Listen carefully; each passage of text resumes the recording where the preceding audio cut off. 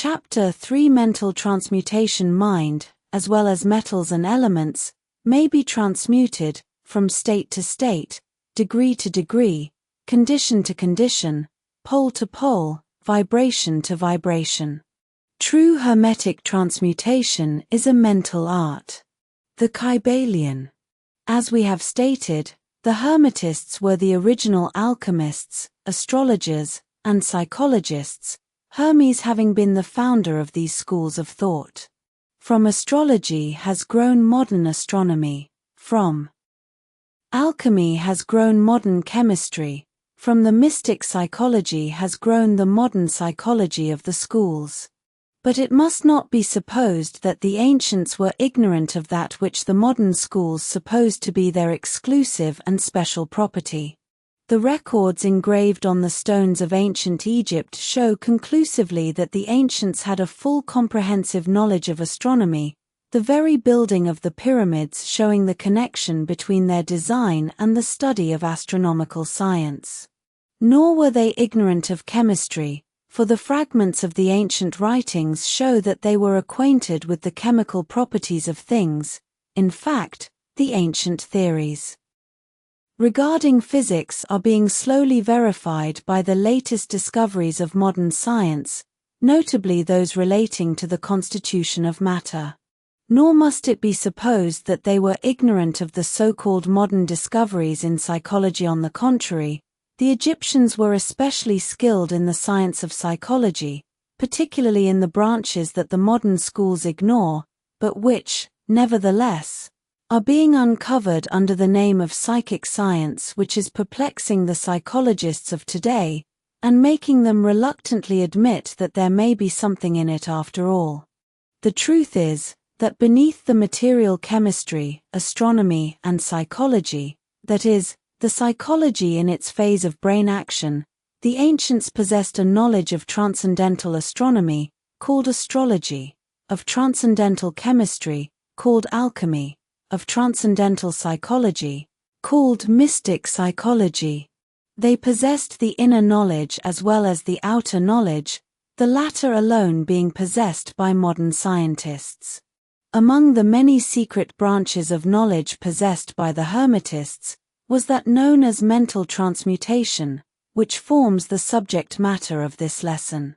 Transmutation is a term usually employed to designate the ancient art of the transmutation of metals, particularly of the base metals, into gold. The word transmute means to change from one nature, form, or substance, into another, to transform, Webster. And accordingly, mental transmutation means the art of changing and transforming mental states, forms, and conditions into others. So you may see that mental transmutation is the art of mental chemistry, if you like the term, a form of practical mystic psychology. But this means far more than appears on the surface. Transmutation, alchemy, or chemistry on the mental plane is important enough in its effects, to be sure, and if the art stopped there it would still be one of the most important branches of study known to man. But this is only the beginning. Let us see why. The first of the 7 Hermetic principles is the principle of mentalism, the axiom of which is the all is mind, the universe is mental, which means that the underlying reality of the universe is mind, and the universe itself is mental, that is, existing in the mind of the all. We shall consider this principle in succeeding lessons, but let us see the effect of the principle if it be assumed to be true. If the universe is mental in its nature, then mental transmutation must be the art of changing the conditions of the universe, along the lines of matter, force, and mind. So you see, therefore, that mental transmutation is really the magic of which the ancient writers had so much to say in their mystical works, and about which they gave so few practical instructions. If all be mental, then the art which enables one to transmute mental conditions must render the master the controller of material conditions as well as those ordinarily called mental.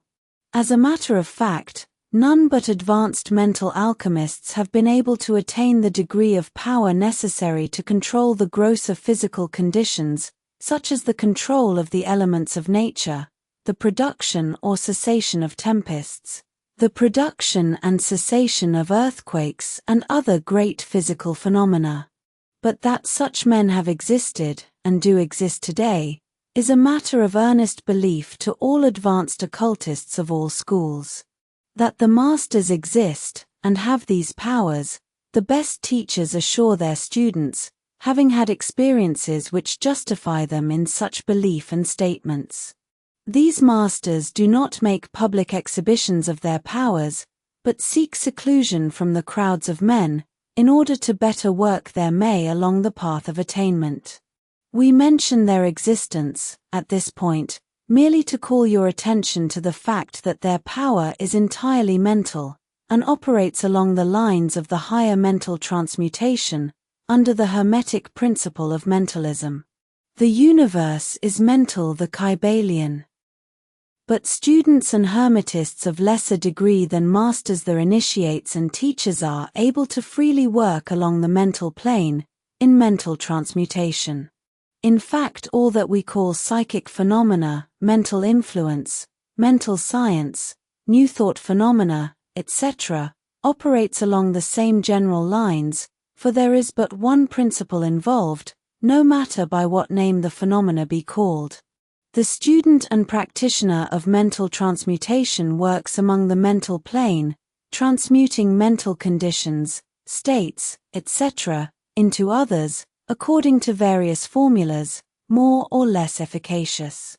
The various treatments, affirmations, denials, etc., of the schools of mental science are but formulas, often quite imperfect and unscientific, of the Hermetic art.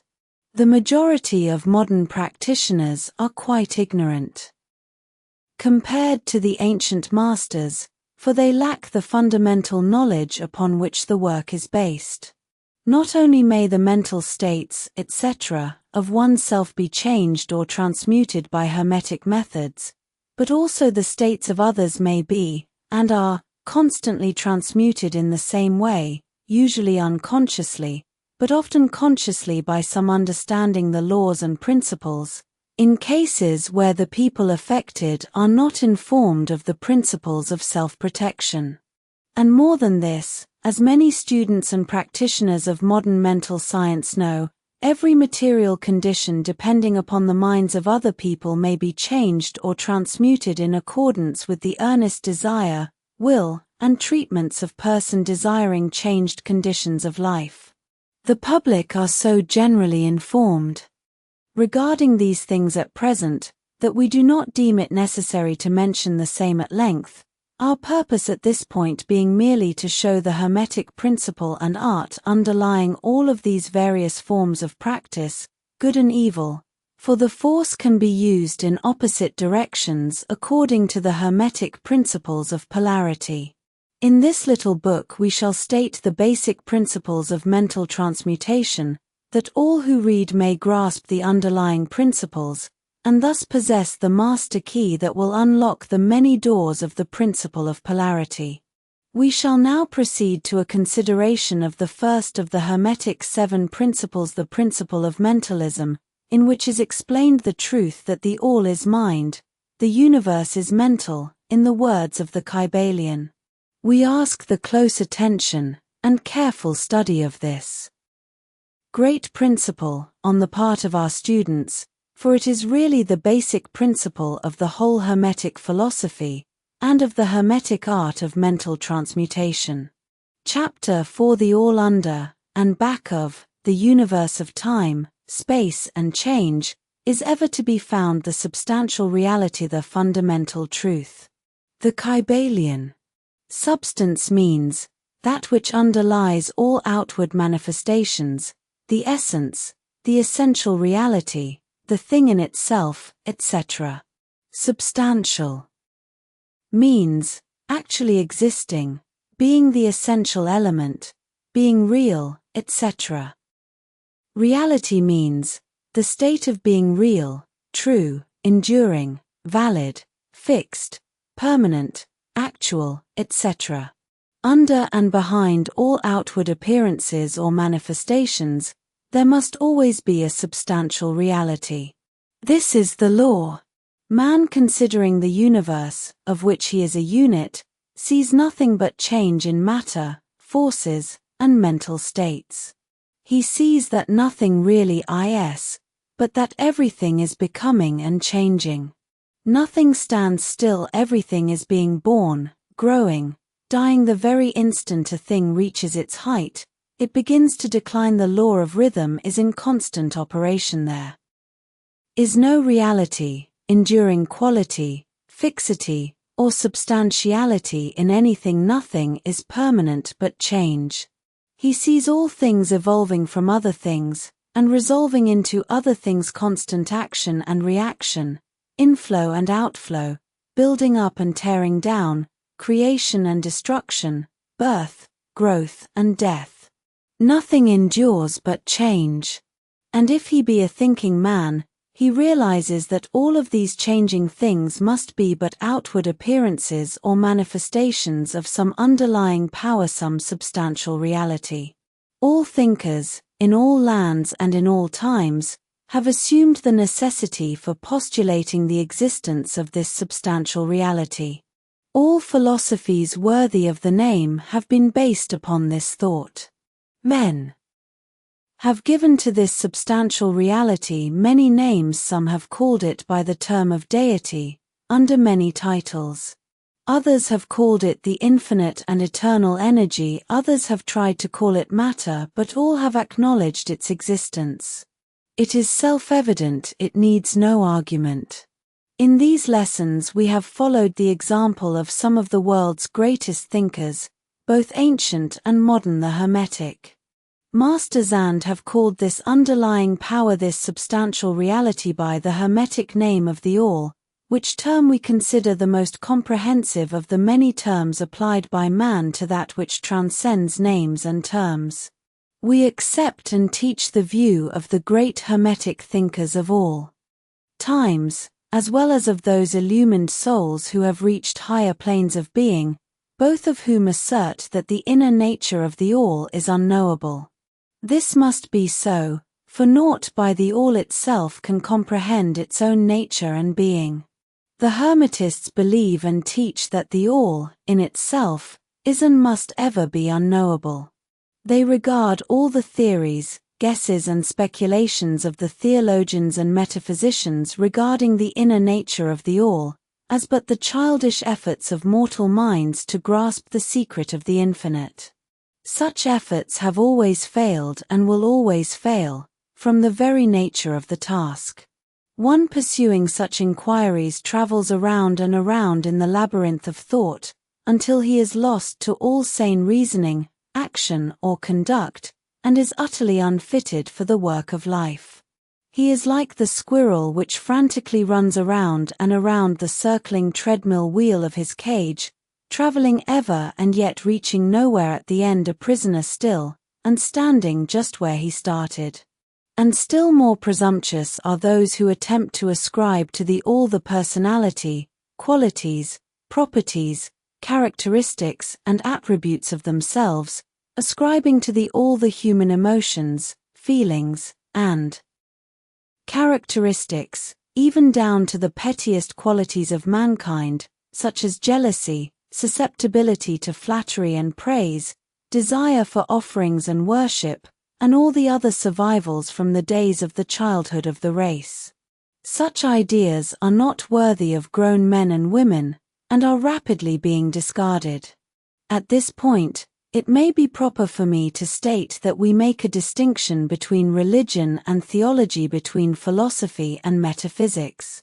Religion, to us, means that intuitional realization of the existence of the All and one's relationship to it, while theology means the attempts of men to ascribe personality, qualities, and characteristics to it, their theories regarding its affairs, will, desires, plans, and designs, and their assumption of the office of middlemen between the All and the people.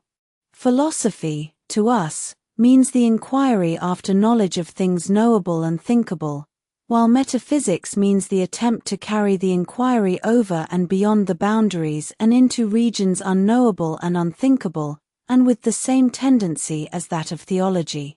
And consequently, both religion and philosophy mean to us things having roots in reality, while theology and metaphysics seem like broken reeds, rooted in the quicksands of ignorance, and affording naught but the most insecure support for the mind or soul of man. We do not insist upon our students accepting these definitions, we mention them merely to show our position.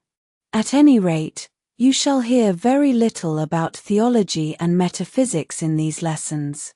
But while the essential nature of the all is unknowable, there are certain truths connected with its existence which the human mind finds itself compelled to accept.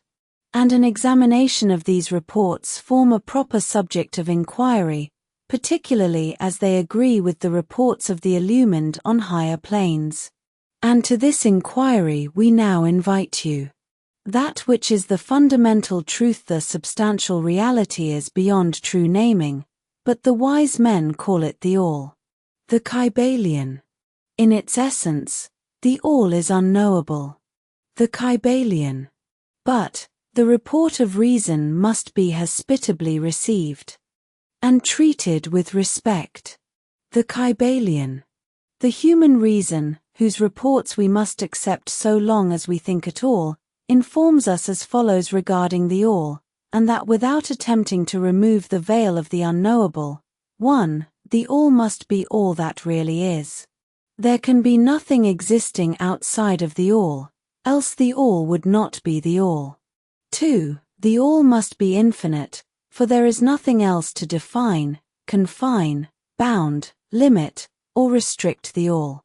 It must be infinite in time, or eternal. It must have always continuously existed, for there is nothing else to have ever created it, and something can never evolve from nothing, and if it had ever not been, even for a moment, it would not be now. It must continuously exist forever, for there is nothing to destroy it, and it can never not be, even for a moment, because something can never become nothing.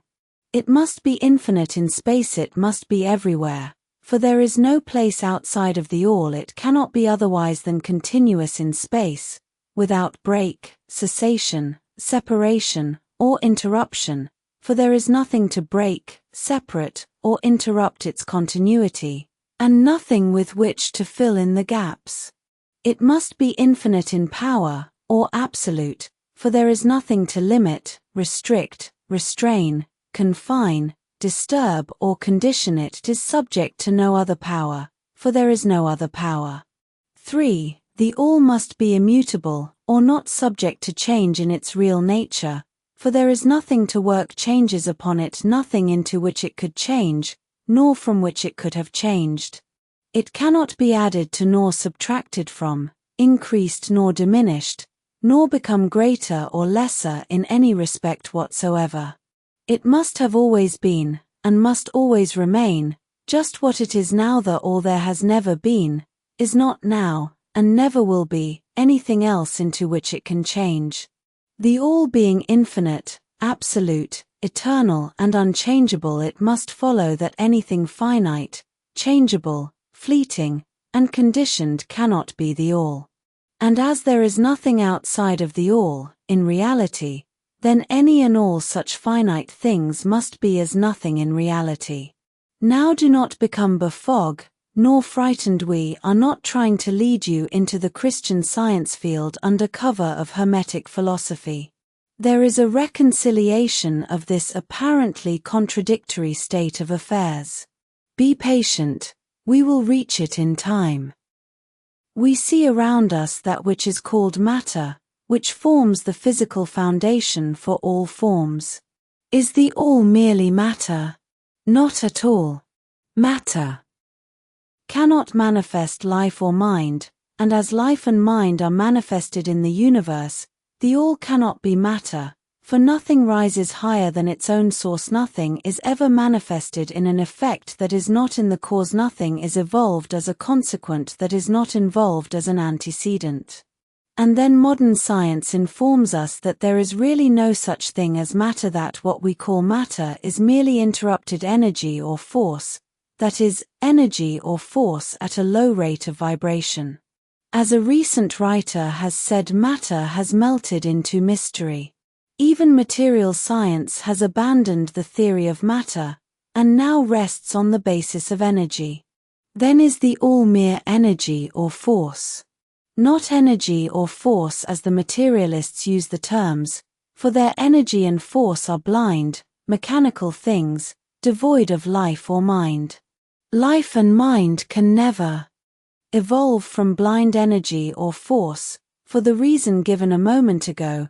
Nothing can rise higher than its source. Nothing is evolved unless it is involved. Nothing manifests in the effect, unless it is in the cause. And so the all cannot be mere energy or force, for, if it were, then there would be no such things as life and mind in existence, and we know better than that, for we are alive and using mind to consider this very question. And so are those who claim that energy or force is everything.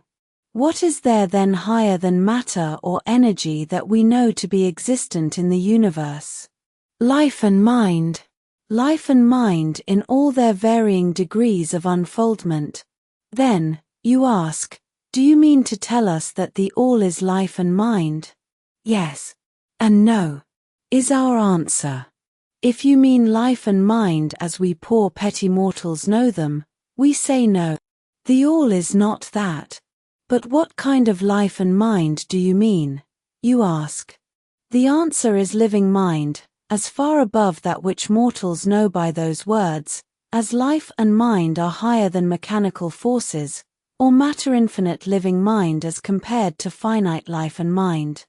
We mean that which the illumined souls mean when they reverently pronounce the word spirit. The all is infinite living mind. The illumined call it spirit,